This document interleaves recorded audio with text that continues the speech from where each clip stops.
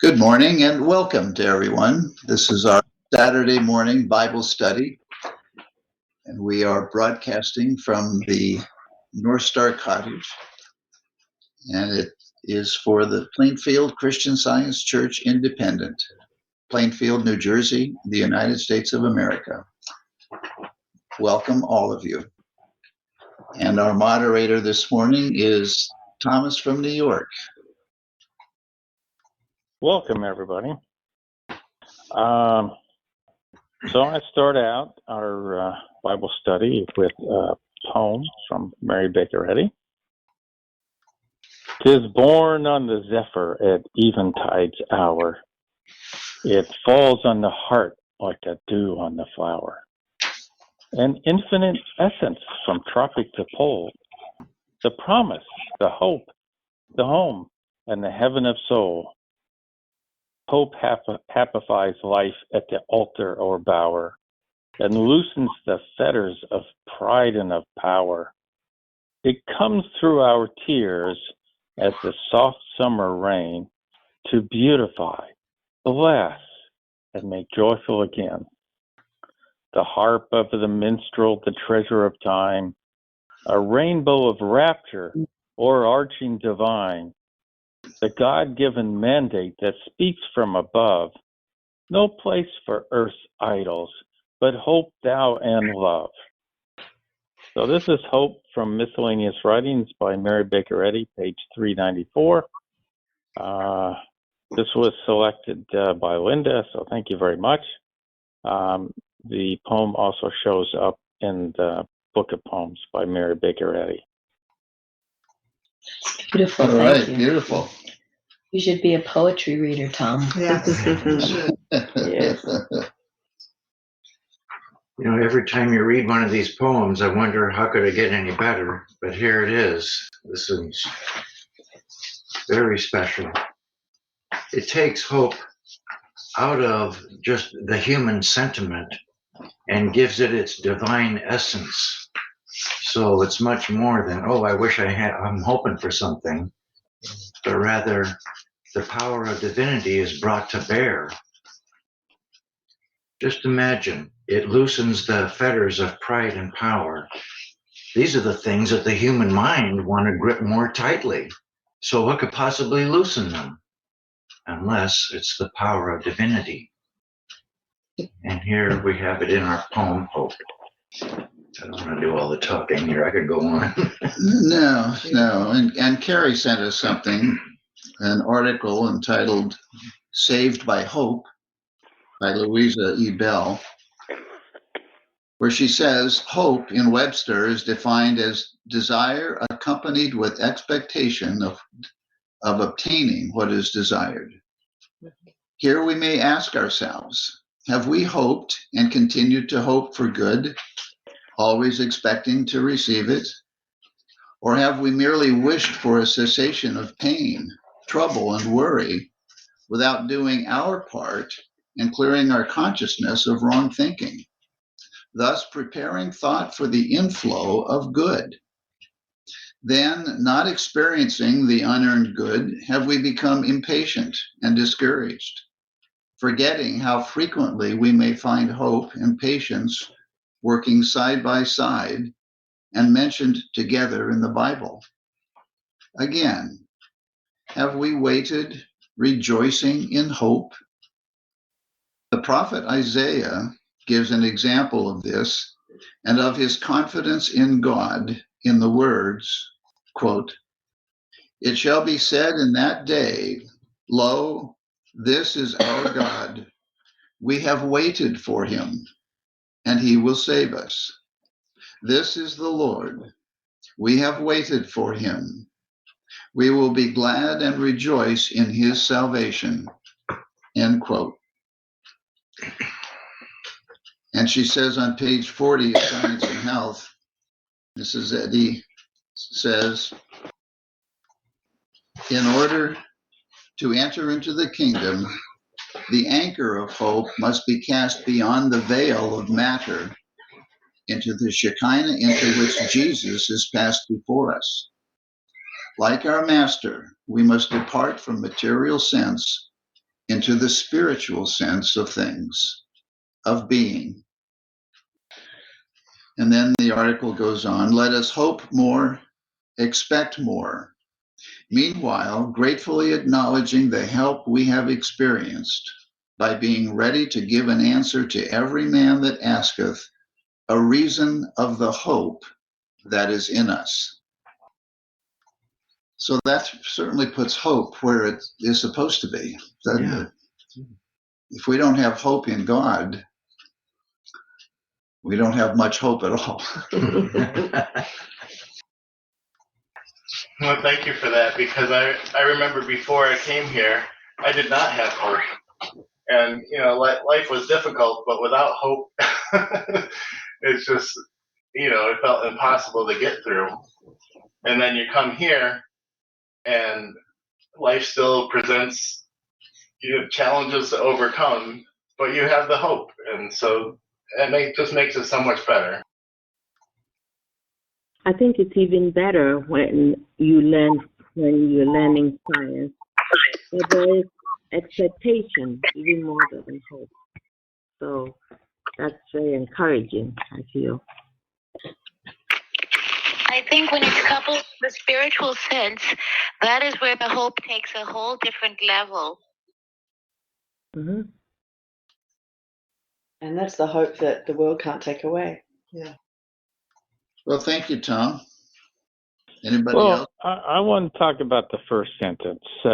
"'Tis born on the zephyr at eventide's hour." Mary Baker Eddy has such a visual way of describing things.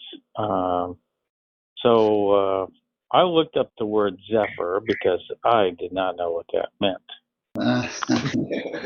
But zephyr, it says here in Webster's, is poetically any soft, mild, gentle breeze.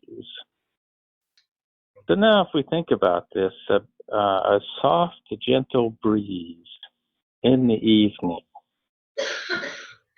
I mean, you think about sort of the calming influence of if you can visualize, in the evening with a soft, gentle breeze.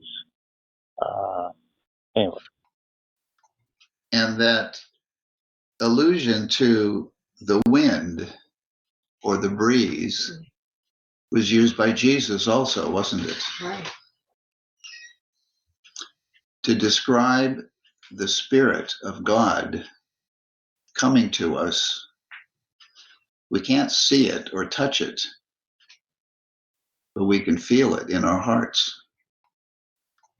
And the other thing he said about it is we may not know where it's coming from or where it's going. That is to say, we don't have any manipulative power over it, but rather it over us. So it's all divinity. It's all the power of God and nothing more. Thank you. Well, in that definition that you put in your paperwork, Thomas, it said it was the west wind, and on page 575 of Science and Health, she's talking about the city foursquare, and it says westward to the grand realization of the golden shore of love and the peaceful sea of harmony. So just thinking of that wind coming from there to us. Well, that's awesome. There's a lot of meaning in there. So, and also, I think this is anecdotally, but maybe it's proven somewhere, but that I grew up hearing Mary Baker Eddy wrote with a vocabulary that was, so extensive that it was beyond what most people had ever written. And I think this word zephyr is just an example of her command of the English language. Definitely. Yeah, she certainly did. He trained for it and used it for a good purpose, and that's how, it's all part of how God was able to use her. But I think what I get from this is that if our hope isn't based on an expectation, as Florence said, of good from God, then it's really baseless, and it has, it's going to lead to disappointment. But if our hope is in God and God's provision, and God's allness, and God's perfection, and His love and His care for us, then we have reason for hope. And when people ask us, what is the reason why we are so hopeful? We have to have a ready answer, don't we? And that is our answer. Yeah, I think this is an amazing poem because it doesn't use the word calm, but frankly, it just seems to scream calmness as you read this. Like, if your life is all stressed out or you're upset at something or you're reacting to something, I mean, if you read this, I mean, you should become calm, I would think, Yeah, and if our hope is in God, how can we be otherwise? Mm-hmm. But if our hope is in some, one of Earth's idols, then we're not going to be calm at all. It's a good point. And there's plenty of evidence of that out in the world, that people are not calm relying on worldly things. Well, and that's right. And that's why people medicate themselves to try to still their uncalmness, if you will. It just goes to show that the answer to a disturbed mentality is to hope thou and love. That's the antidote for it. Because if you're listening to all the news and taking it in, it's nothing but disturbance. That needs to be counteracted. And the counteraction is this divine sense of hope that we've been talking about. And of course, love, as Mrs. Eddy says here in the poem. Yeah, the answer to the uncalmness is not in alcohol or drugs or any other form of so-called medication. Yeah, self-soothing. This idea of soothing is tricky because then you're not really facing. Speak up.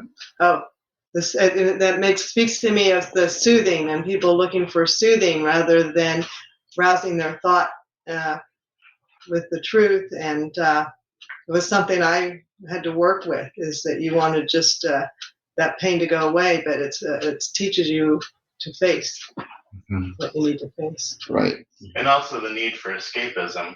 Yeah. If your life is so bad that you need to escape all the time, this should be a sign that you got to change, not plan a new vacation. Yeah, that's right. Another one of the non-answers is mindless meditation. People like to just empty their thoughts. Well, yeah, that's impossible to do. But what needs to be done is be filled with something positive and good. There's a reason why one of the words for God is the Rock of Ages. And that's because we need to turn to Him for stability. Kind of like Jacob did, right, Tom? Okay. So unless there are any other comments, we'll go on to our topic, which is Jacob and Esau. And this specifically is about when Jacob returns back to Canaan and he's going to meet Esau. And there's a lot of trepidation about that, of course, right? So, and in the Bible notes, I do kind of give the background on that. I took out a couple of texts that talks about when Jacob fled, and then some texts about when Jacob returned.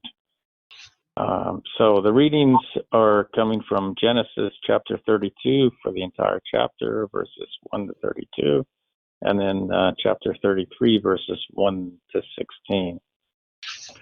So our first question, which is actually probably the one I'm most fascinated with, is what human steps did Jacob take to protect his family and to make amends with his brother Esau? So I wrote that question because I was kind of amazed when you read the story about all the different things that Jacob did. So, it's, I don't want to answer the question, but, it's like he was a very, very active person, positive. So anyway, so that's the question. What steps did Jacob take to protect his family and to make amends with his brother Esau? I looked up, the first, I went to Bible Hub to just start getting some commentary on this. And the first thing I read was on Genesis 1, Genesis 32:1. And this is a commentary from McLaren that I thought was really beautiful. It says, "It is in the path where God has bade us walk that we shall find the angels round us. The friendly helpers, the emissaries of God's love, the apostles of his grace do not haunt the roads that we make for ourselves. They confine themselves rigidly to the paths in which God has before ordained that we should walk in them. A man has no right to expect, and he will not get, blessing and help and divine gifts when self-willedly he has taken the bit between his teeth and is choosing his own road in the world. But if he will say, 'Lord, here I am, put me where thou wilt, and do with me what thou wilt,' then he may be sure that that path, though it may be solitary of human companionship and leading up amongst barren rocks and over bare moorlands, where the sun beats down fiercely, will not be unvisited by a better presence, so that in sweet consciousness of sufficiency of rich grace, he will be able to say, 'I, being in the way, the Lord met me.'" I just thought that was a great beginning to this whole story. And it felt so appropriate with the watching point this week. How if we, Jacob at this point in his life had a lot to lose. He left with nothing. But going back, he was wealthy. Wives, children, grandchildren. He's a wealthy man.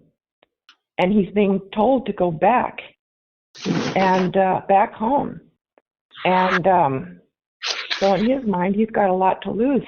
But I just love the beginning of that comment. I thought was a perfect, he did what God told him to do, despite the fact that it was such a scary ordeal for him.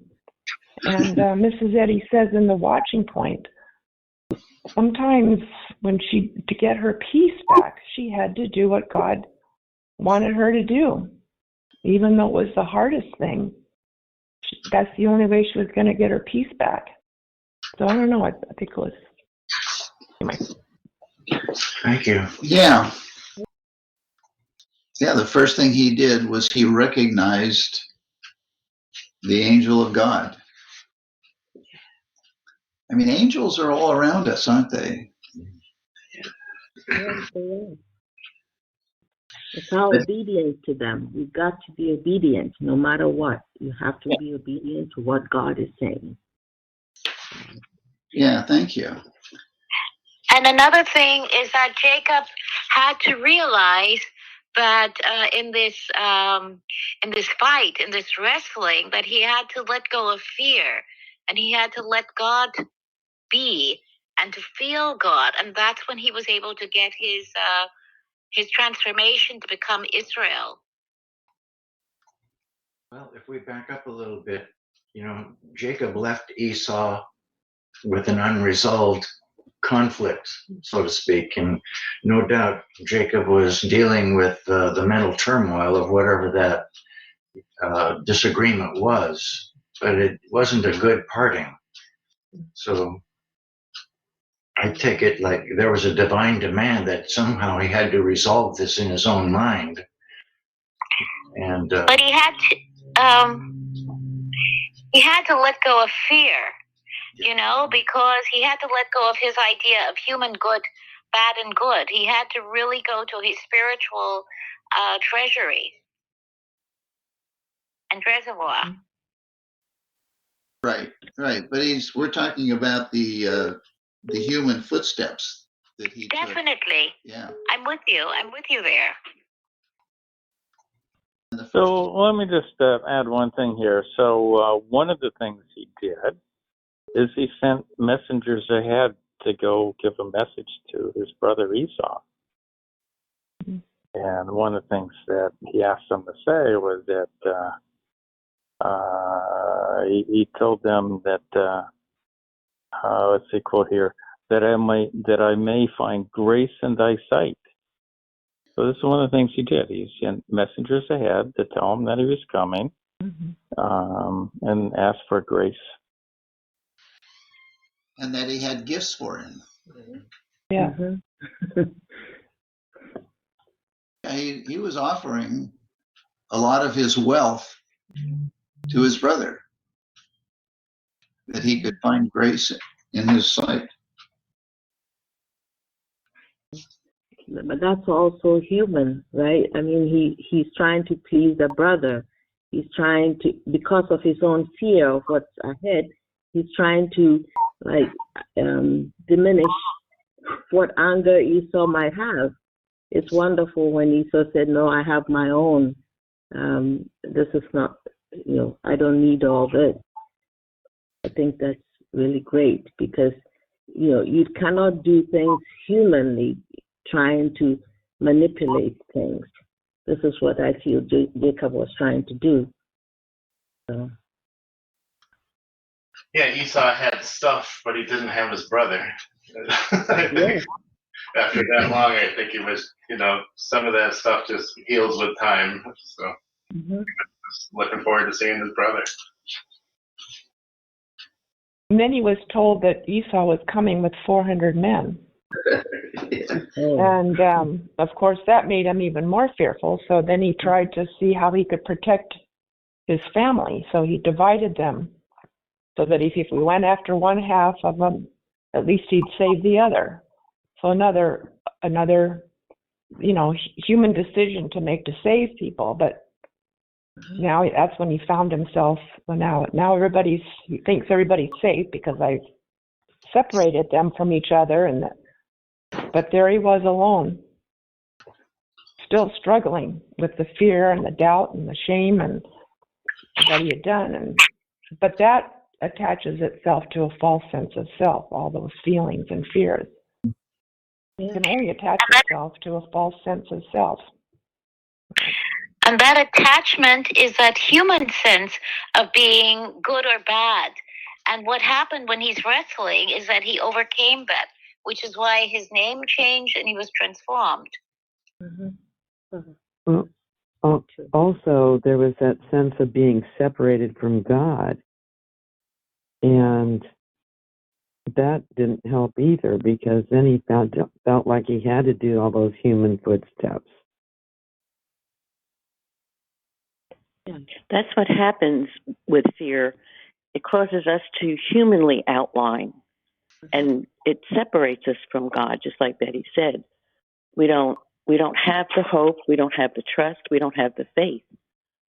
But when you do have hope, faith, and trust, then things do work out the right way with peace and harmony.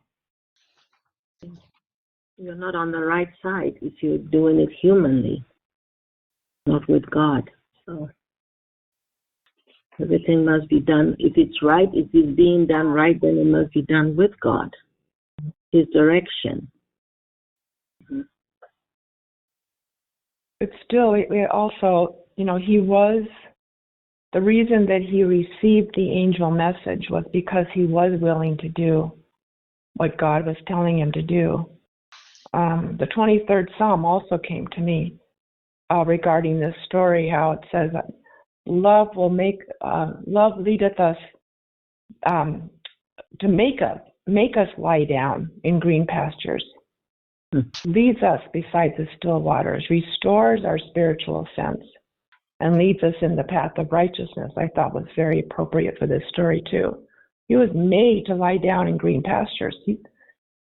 So he was put in this situation in order to receive the angel message that God had, that he was to receive and was always going to if he just followed God's direction and Me too. I don't know whether this is in line with it, but sometimes the human steps is what you need to go through. When Jesus was baptized, it was the best example. Suffer it be so now. Yeah. So it's not the answer, but it's a humbling process to do everything right humanly. And we know that's not the answer, but it's. Mm-hmm. Oh, of course. No, you're absolutely right. That we have to take whatever footsteps we feel we need to take in order to get to where we need to get to. And he obviously had to take these human footsteps before he could get to where he needed to get to. Yeah. But, I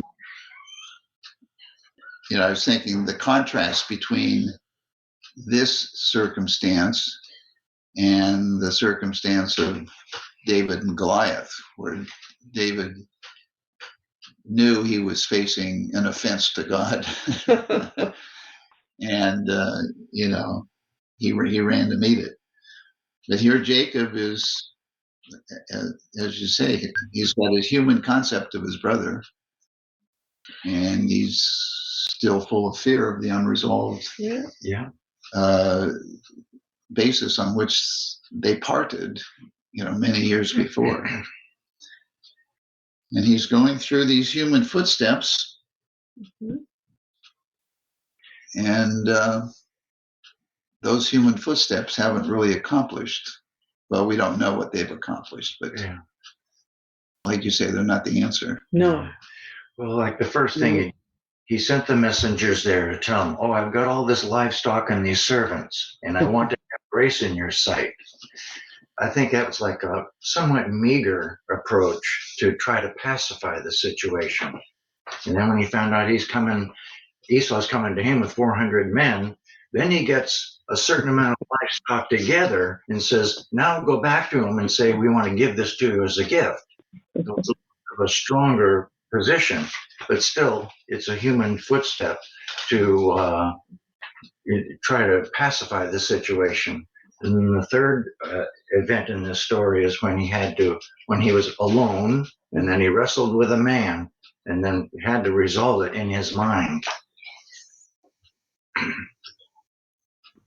In Jameson, Fawcett, and Brown, I thought this was interesting. He says, Jacob said, O God of my father Abraham, in this great emergency, this is the first recorded example of prayer in the Bible. It is the short, earnest, and bearing directly on the occasion.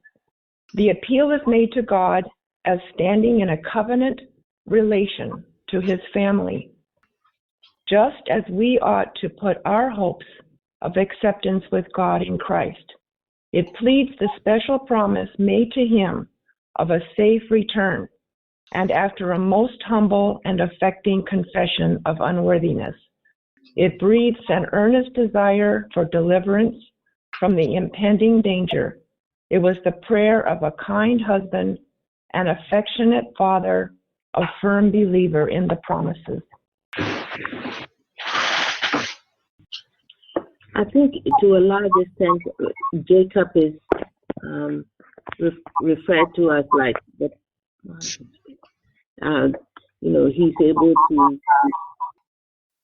he's able to do things on his own, self-reliant. I feel at that time, and he had to become God-reliant. He had to completely give up self and move into, here I am, Father, guide me, to be able to accomplish what he had to do.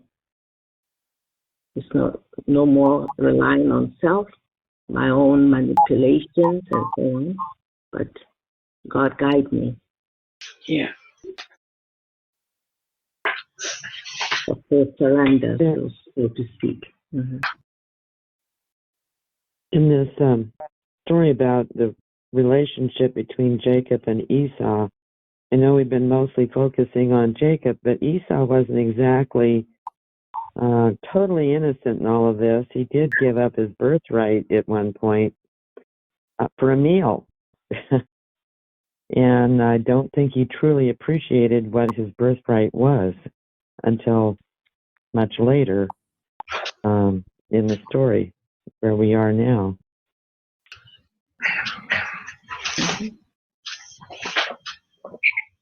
This is so true because, we have to see both of them. We cannot just have one is good and one is bad. We have to see that both of them are developing and they're overcoming fear, especially Jacob.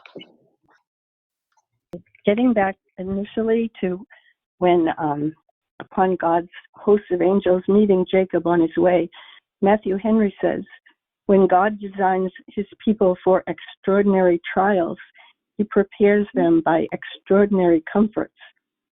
Jacob thanked God. Matthew Henry says, a good man may with an eye of faith see the same that Jacob saw with his bodily eyes. By believing that promise, in Psalm 91, verse 11, he shall give his angels charge over thee. So, Tom, are there any other footsteps that they took that you think need to be brought up? Well, I'll mention one more. I mean, while we talked about his being fearful and distressed and so forth, but, one of the things he did is he prayed to God. So, he seemed to do a lot of things. He kind of implied he had a lot of things he could give Esau. He asked for grace from his brother, divided everybody into two bands for safety, and he prayed to God. Nothing wrong with that. But it seems like something more was needed. So our question number 2 is, who did Jacob wrestle with? All sense of self. All belief. The worst wrestle of all. Yes. The toughest wrestle of them all. One of the toughest. Yeah. Gives you plenty of employment, Mississippi. Yes. I have what you said. Be of good cheer. The warfare with oneself is grand. One plenty of employment. And the divine principle worketh with, I have to turn the page, with you. And then the rest of it is, and obedience crowns persistent effort with everlasting victory. That is miscellaneous writings. Mm-hmm. I thought it was very strange that he was alone. In other words, he was forced to turn to God exclusively. Yeah. All of the other steps were proven to be insufficient, not enough. Good as they may have been, it wasn't enough.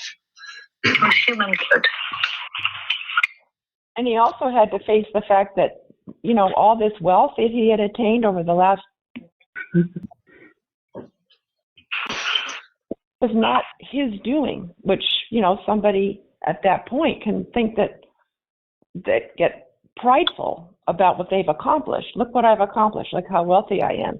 Well, he had to drop all that and see who did provide all that. And it wasn't him. So that had to be dealt with also. Well, Carrie sent a good article that speaks to this from Edith Rind, entitled "No More Jacob but Israel." And the article says that Jacob was actually facing, for the first time in his life, the result of the past sin of defrauding his brother Esau. Never before had he come face to face with its consequences. And now he was meeting his human concept of his brother, which was an embodiment of hate, revenge, and murder.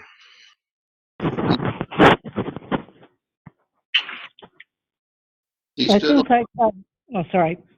That's right. He stood alone, believing himself defenseless before it.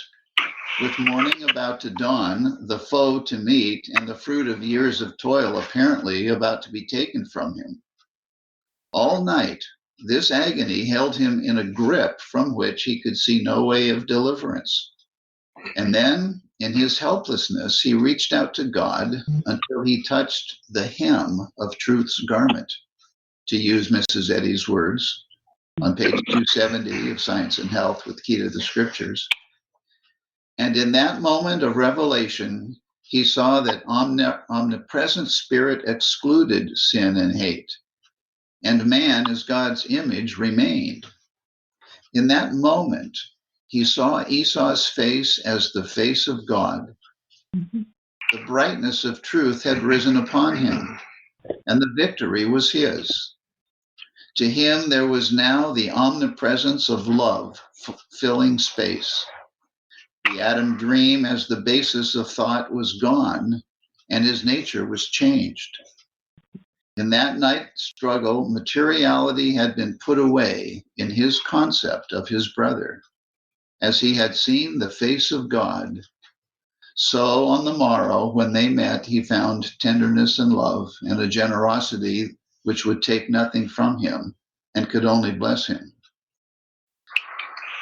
Fear, hatred, revenge, resentment had been healed through demonstration as having no place in ever-present love, and in consequence, no power to circumscribe or limit his right activity. So he went into this thinking that he had an enemy, and he had to wrestle until he came to the realization that he did not have an enemy.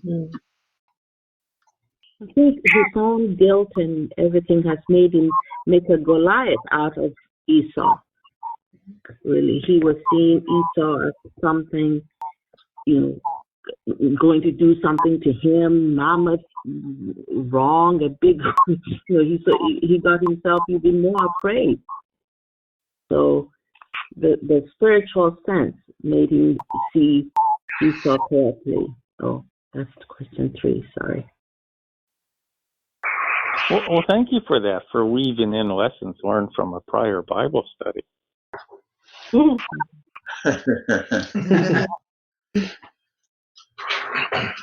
I think also it was brought up in a roundtable not too long ago about a story that was in the book, A Gentle Art of Blessing, about this man and his family that were I think they were somewhere in Africa or something, but there was a group of terrorists that was going around the neighborhood killing everybody. They just walk into a house and kill everybody.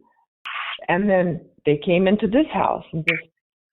But the difference between what happened to him and his family was that he just loved. He just saw this group of people with knives and swords and completely differently. In his consciousness, he only saw the child of God. And that's what not only saved their family, but that they stopped doing it. He sat down and talked with them for, quite a while before leaving the house, and that was the end of it. But the difference was what was going on in his consciousness, which is a beautiful story in that book. But that also this situation reminded me of that story too. So it's all what's going on in our own thought that tells us whether we have an enemy or a friend. Or, if we see him as a child of God, then that's what we're going to see. You see what you believe. That's a great lesson, isn't it? Mm-hmm. And Mrs. Eddy says in her article, love your enemies. She says to love your enemies means that you don't have any enemies. Mm-hmm. The story about Jacob and Esau, which started out as a picture of, of fear, and hate goes with fear, and then ended up being a picture of mutual love. So it was resolved that way. And that's why it's such a wrestle. And that's why our red flags are great. Because if you're feeling that way, no, stop. And love. Well, yeah, we've all wrestled, haven't we? Mm-hmm. Very much. And that's a good thing. Mm-hmm. This conversation. So, in the notes that was provided, this came from a previous Bible study on Jacob and Esau. And read here as a quote: "He wrestled with the false concept of himself." What I think is kind of interesting about that statement is that he's not so much wrestling with the problem of Esau, someone else, something external to him. It's like you have a cold and you pray to get over the cold, and all you think about is, I don't have a cold, right? And he was wrestling, about himself and how his thinking was. And the other thing that came to me on this was, sometimes Christian Science isn't necessarily just saying a platitude.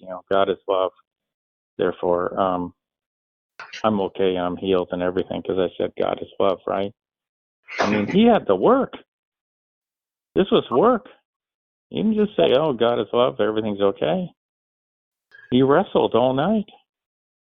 Mm-hmm.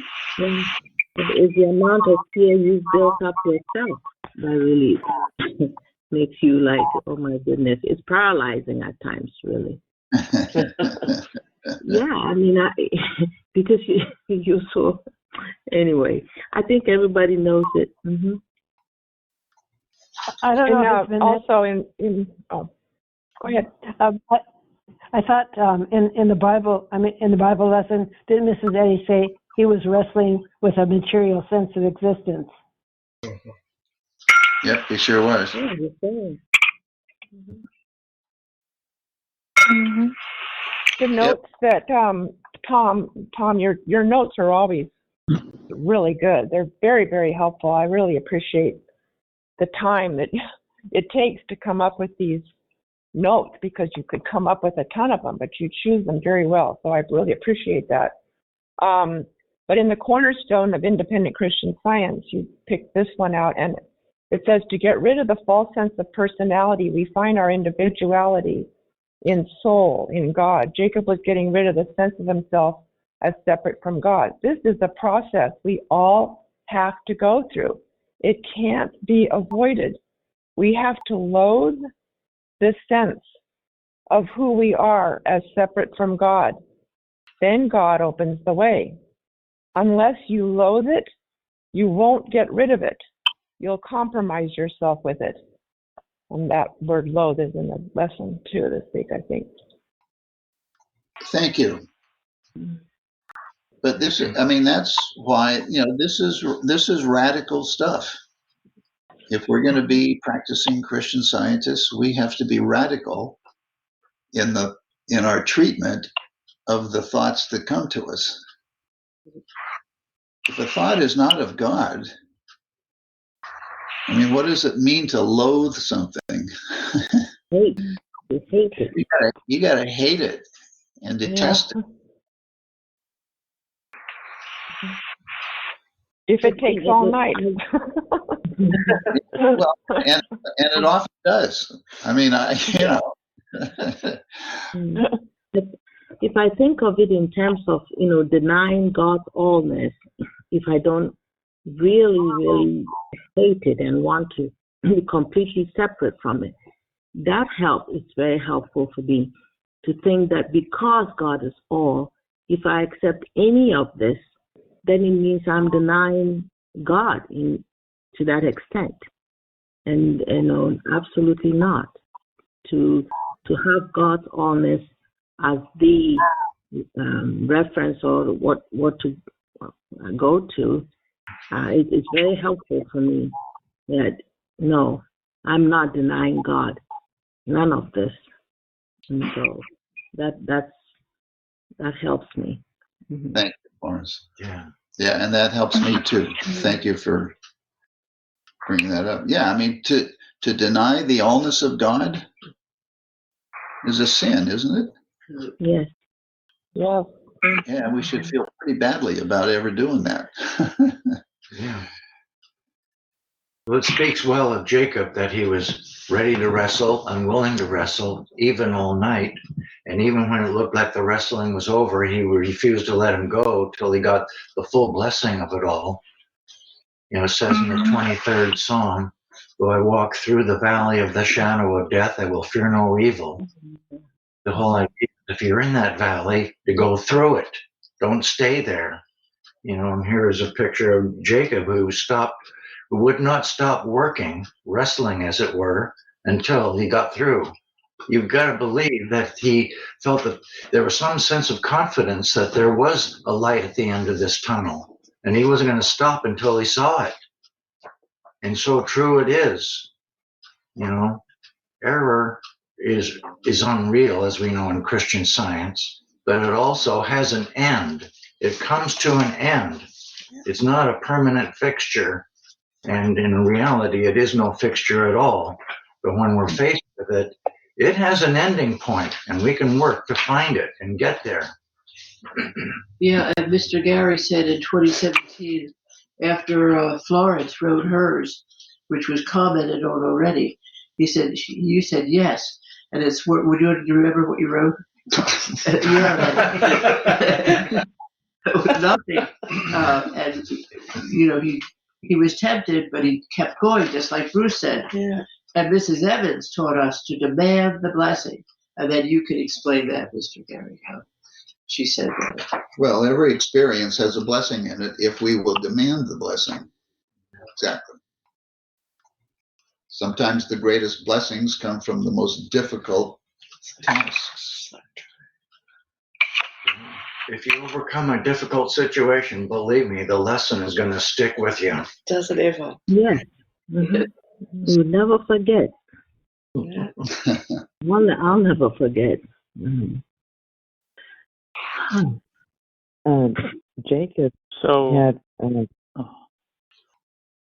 yeah, I was just thinking that, you know, during that 20 years of time where he had been away, he had to overcome a lot of adversity, and he had done so with God. God had been preparing him for this point to be able to overcome that last hurdle so that he and Esau could become true brothers in the sense of being brothers and children of God. And so he had been working through some adverse situations prior to this. And so he had built, you know, he'd been building up to this, I think is a good point to do. We don't just come to this suddenly. And also I wanted to say something about Esau had to learn that he hadn't lost anything as well. thank you. That's a wonderful point. Yeah, this brought about a change, presumably, in Esau, right? Because when they parted 20 years before this, Esau promised what? Do away with it. Absolutely decimate him. Yeah, he promised to kill Jacob. Mm-hmm. And that left an impression in Jacob's mind. See if you forget that. Well, right. And that's how this whole thing, you know, that's how this particular event started. Yeah. That was in his mind. But they hadn't seen or spoken to each other all those years. Yeah. It's not a good Probably. No. Every time he remembers Esau probably in the 20 years, he's imagining all kinds of things. And Herod will do that, you know, magnify it. Oh, you don't know whether Esau was also in that time really considering the whole thing and, you know, becoming more mellow about it. But in Jacob's mind, all he remembers is what Esau's promise has been. And so, you know, just making it bigger and bigger and bigger. So. Yeah, and how often do we hang on to things from our distant past? And how often? Yeah.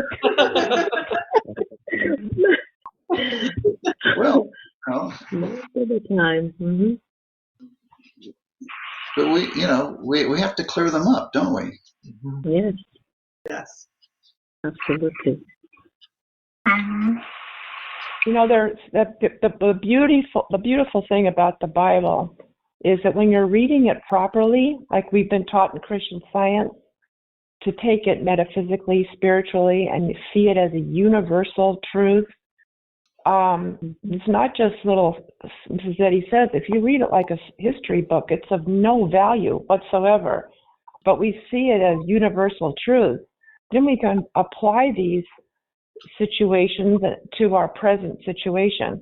And there's a lot of revenge being expressed in the world today, and hate and all that. So I think this story is very appropriate for what we have to handle today. I also like the universality of these stories. I mean, it's just we have to apply it today, or what use is it to us? Right. Why the hate? Why so much hate? Mm-hmm. This conflict appears to be continuing, doesn't it? Mm-hmm. Mm-hmm.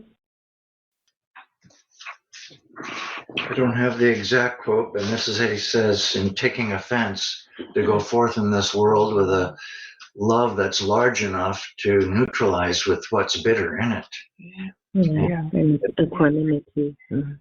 Yeah, that's one of the main lessons of the story of Jacob, is the power of love. That's the final thing on it, is love.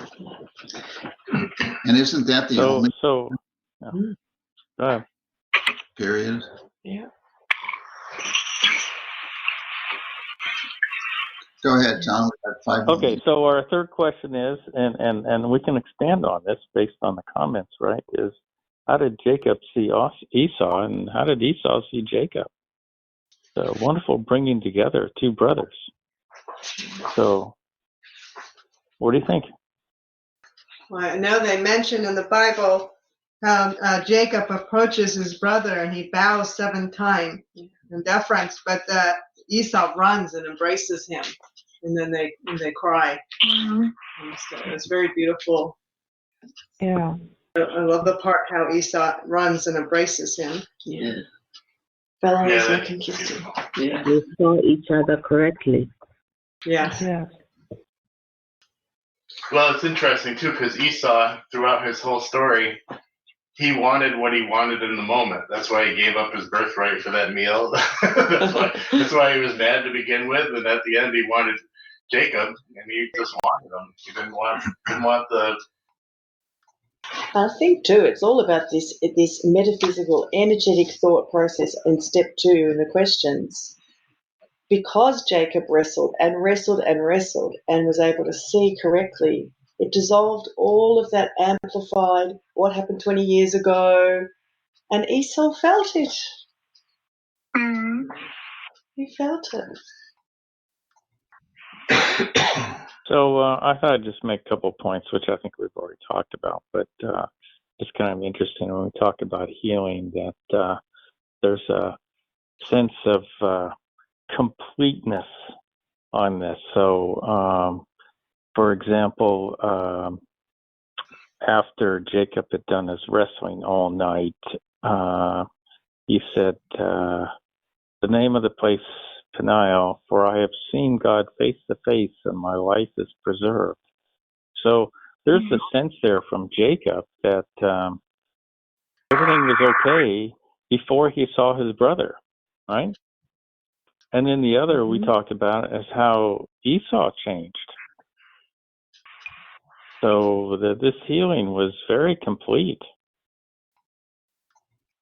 Yeah, and we talked about it earlier. The healing took place in Jacob's consciousness, right? Yeah. That's where the wrestling took place. Yes. Where the healing took place. And Mrs. Eddy explains so well in Christian Science that what we see as reality is really a function of what's in our consciousness. And what's important, essential, is that our consciousness be filled with understanding of God, because that's the only way we can understand who we are. What little understanding we have of God is what we are. And the only healing balm, she says, is divine love. And he learned Yes. to love Esau as his neighbor. And I would like to lovingly offer this inspiration and from what I have practiced very lovingly, because it's about all this love that we manifest and all the love that we reflect from divine love also is extended to all beings and all creatures, right? And when I heard, well, he wrestled because he was thinking about killing. If we extend that to all creatures, that goes for all humanity also with the creatures of God. And like I said very lovingly, I offer this. We are killing millions every day just because we want to eat them. I am talking about a plant-based way of living.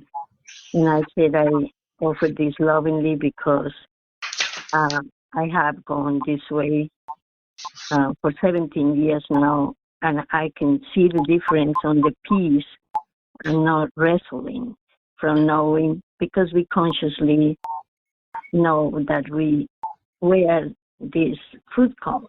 Even if we don't want to wrestle with it, the wrestling will be there because we know. And when we know, we cannot erase that, right? We know, all humanity know where this food comes from, and it's from killing, and we will always wrestle for that. So I'm saying this for peace for humanity. So Thank. peace. And Mrs. Eddy does tell us that God's ideas are not carnivorous, right? Yes. So One of the divine love was the answer. And I think gently everybody's getting there. We all get there. Yep. Mm-hmm. One of the things too that I've learned since coming here is the difference, what a demonstration really is. I always thought the demonstration was the actual physical healing, the feeling, the change in the body or whatever.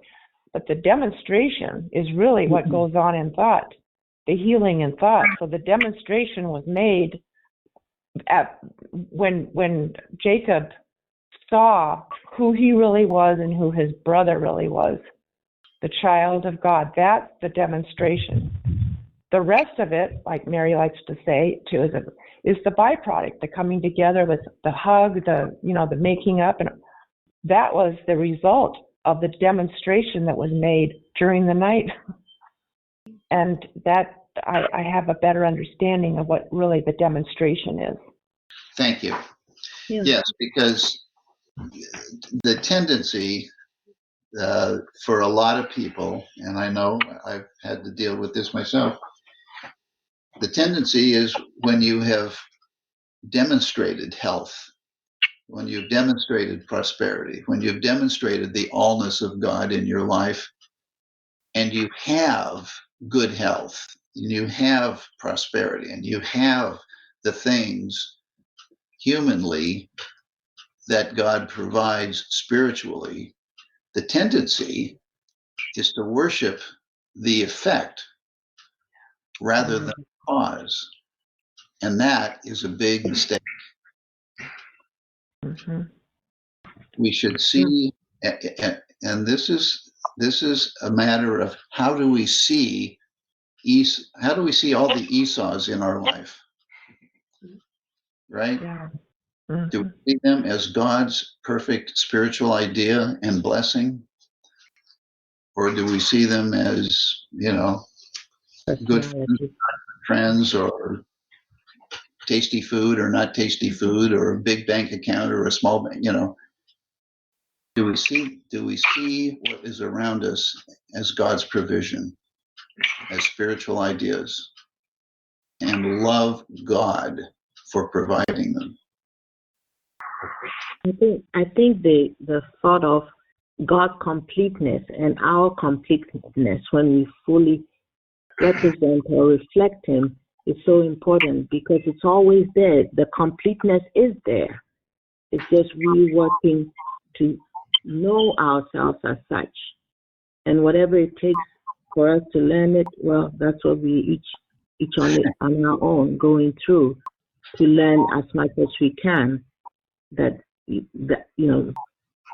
I love that morning treatment for every day when he says, I'm complete. It's always there, it's always operating. But it's up to us to get to know it and live it, as he says. I think it's so wonderful that you say complete. That's a great thought, of course. And like all the commandments, right? We will try to live them completely. Love your neighbor as yourself, seeing them perfect. And also all the other ones. It does say you should not kill. And it doesn't say you should not kill humans. It says you should not kill, period.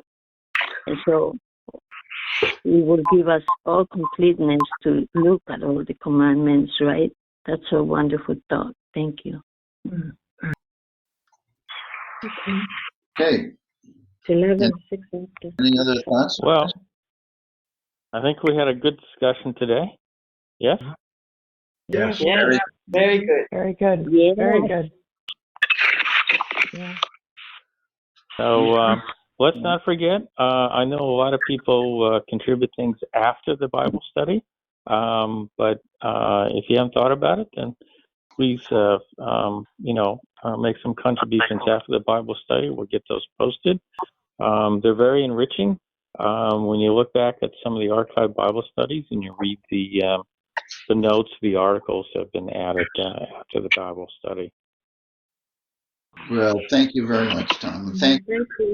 Thank you, Tom. Thank you. Thank you. Thank you very much. Thank you. Thank you. Thank you. Thank you.